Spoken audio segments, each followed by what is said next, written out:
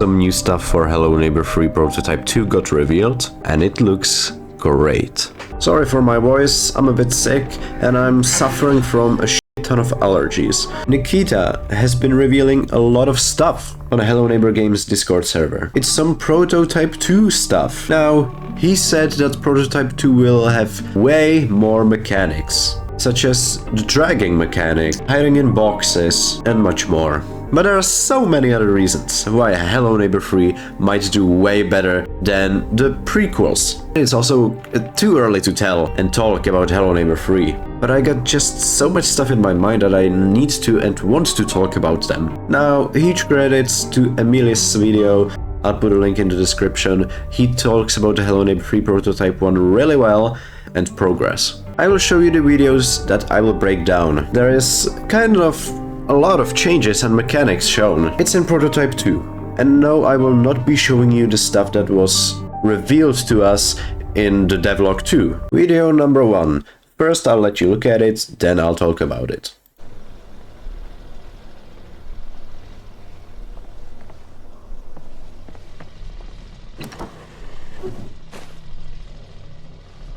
First thing to point out after saying why the quality is so bad is that we can see the sign lifting. He's doing some workout. I hope that he won't break those sticky back arms. There's some bar above him.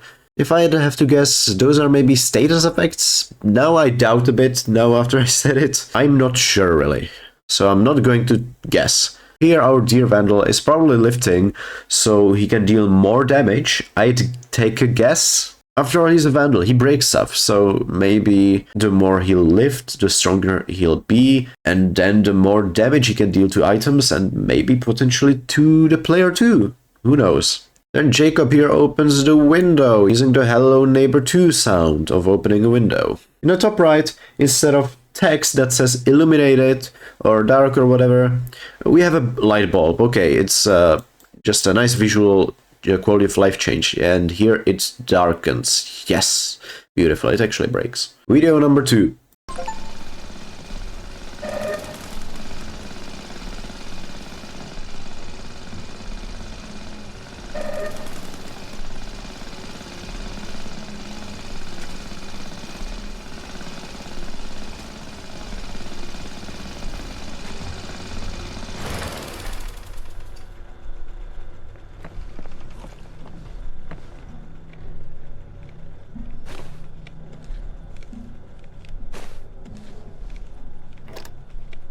There's quite a lot of stuff. First of all, welcome Lonatron. This is a Lonatron from RBO. It was one of the AIs, one of the enemy AIs for the intruders. I mean for the protectors too. For those who don't know, this is a camera. It might not seem like it really for some people. So and those thingies are bear trap jaws. It's a bear trap. First of all, thank you for adding this progression bar. And this is for throwing items. They finally added throwing items. For some reason, it was intentional in Prototype 1 for players to not be able to throw items. I don't see a reason as to why, but okay. He causes damage to the Lonatron, yeah, we can understand that.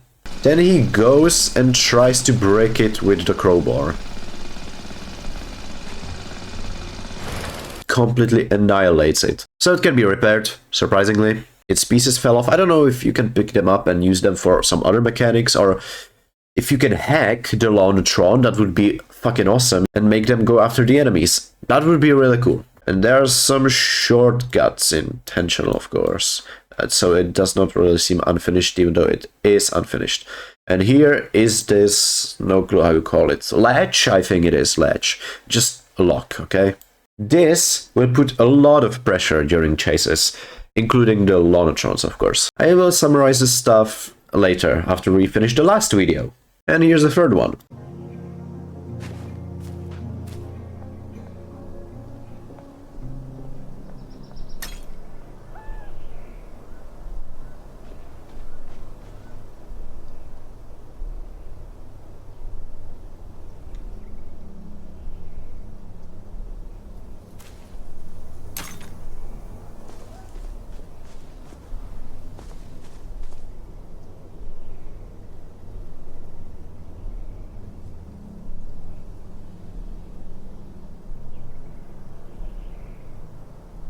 So, first thing I noticed just now, not in the previous videos. The time is actually going like by 1 second. Because last time I think it was 1 hour in 20 seconds or something like that. So he has jars of something, I don't really think that's glue. If I'd have to guess, it's an oil, even quite dark oil. Honey? Anyway, this nice fella is here to annoy Jacob. There's a lot of AI interaction, as we can see. He throws the glue and or the thingy, and it scares Jacob off. He screams and yells and runs off into the sunset, and then he decides, you know what, I'm a big boy. I will go through it, and he ragdolls. But don't worry, sports fans, this guy can injure a lot. Okay, he slipped again. So we throw him another glue. Okay, I have no clue what the f it is. Maybe it's a lava. I have no clue. Because there's smoke coming out of it. Like, a lot of smoke. I don't know if that's dust. It's probably dust. And he fucking face plants himself. Beautiful. Though we could see some status. Yes, here. Yeah, I cannot read it at all. He has some status above his head. Probably like a mood or something. No clue. Maybe he's going to confront this guy. Anyway, what did we get from those videos? There is a lot of mechanics. Now, why weren't there that many mechanics in Prototype 1? It wasn't meant to be released. It's really obvious that it was made just for the fans and it had barely any... They just didn't give it any attention. And there's a lot of AI interaction. Already probably more than in any other Hello Neighbor game before. Even though in Hello Neighbor 1 the AI is very, very, very complex and interactive. If you move a single item in neighbor's property, he will know, he will go into the hunt mode. But in here I feel like they'll try to go for the same, that's for damn sure. And they're going the strategic way. Like I said, it was quite obvious. I said that in my latest talking video about Hello Neighbor 3. That is going to be a strategy game. You need to work out to get some bonuses. You need to consume food to get some bonuses. You need to break stuff, fix stuff. Probably break stuff to collect some items, I'm guessing by the Lonatron. From what I remember from the interview with Nikita, they are planning at least 15 characters, different characters, in Hello Neighbor 3. And if each one of them is meant to feel a different way or be played around in a different way, then we'll be getting a treat. Of course, the developers have not promised anything yet. They just gave us some ideas and stuff, and that is a smart move. Because last time, Tiny Build gave us a lot of promises, even though they're just the publishers. And 90% of it didn't even happen in Hello Neighbor 2. And I will probably make a video about Tiny Build 2 in a close future, but I'm not sure. We even saw some previous statuses on some previous videos, the workout video, that they are like neutral, then you could have like friend and enemy. I'm guessing only those three. They are probably not trying to make it an RPG where you can even have a lover or something. They'll probably even increase the age requirement, which they really want to avoid, probably keeping it PG-13. Because Nikita said in the interview that they removed the urinating animation from Hello Neighbor full game because it really just... This one animation increased the age requirement. Now, if you want to hear me yapping about some predictions, go check out my previous Hello Neighbor 3 talking video, because I made a lot of predictions there, quite accurate ones I'd say. This is not a predictions video, this is sort of a summary and expectations. Because another reason as to why Hello Neighbor 3 might be very successful more than previous games. First of all, they are not promising anything. Great step. Don't promise anything. Please, keep it that way. Sharing ideas is fine, promising not. Promising is like gambling. It can hype the community up a lot. It always will.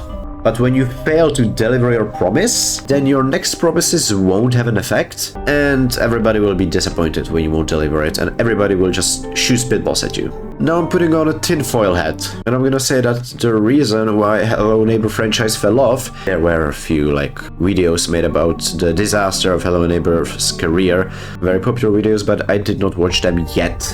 I think it's entirely Tiny Build's fault. Now, I'll be talking into the details in the next video, if I won't yap about this in here too much. Eerie Guest and Tiny Build are one and the same company. Eerie Guest is just a part, second part of Tiny Build, but Nikita said they are all tiny build. Everyone are tiny build. But tiny build, like Alex and those people, own Hello Neighbor franchise, not Nikita. Where do I have all this information? This is confirmed. It's in the interview, yeah. I'm not going to mention the interview again. Either go watch it, or trust me, bro. But now, Tiny Build is barely associated with Hello Neighbor 3. Barely. If they would be by now, then they would say that the game will have 20 endings. It will run at 120 FPS on the lowest PC ever with the highest graphics on. You will be able to get married to Ares. That there will be a neural network AI plus W 2.0 that will break into your computer search history, Google search history, Opera search history. It will break into your mind, and that you'll have a rocket launcher. That would be Tiny Build right now. Now we are in the early prototype, not even alpha came out, so hey, they might surprise us with some fat promise. Now they are mostly focusing on the series, which I think is great. Do not focus on the game, Tiny Build. Just do not. Let them do it. Give them some ideas, sure, but let them do their own thing, because as we can see, Eerie Guest is right now very free on their decisions and the stuff they want to do.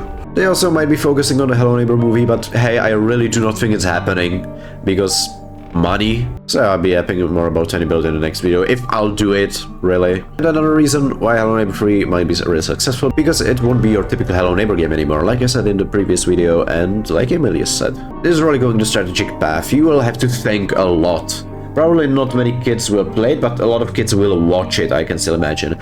Because Hello Neighbor is worldwide popular, but more people watched it than played it. You can kind of say that about every game, but I feel like in here it works the most. It apparently sold like 60 million copies in 3 years, which, hey, that is a lot.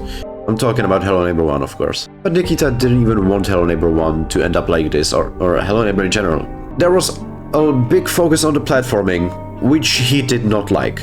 So in Hello Neighbor 3, I probably would not expect any platforming except for climbing, maybe some emergency climbing, you know, like during chases, I don't know. But Eerie Guest is free. It seems like Tiny Build is really letting them do their own thing, and that's nice. Because Hello Neighbor is Nikita's idea.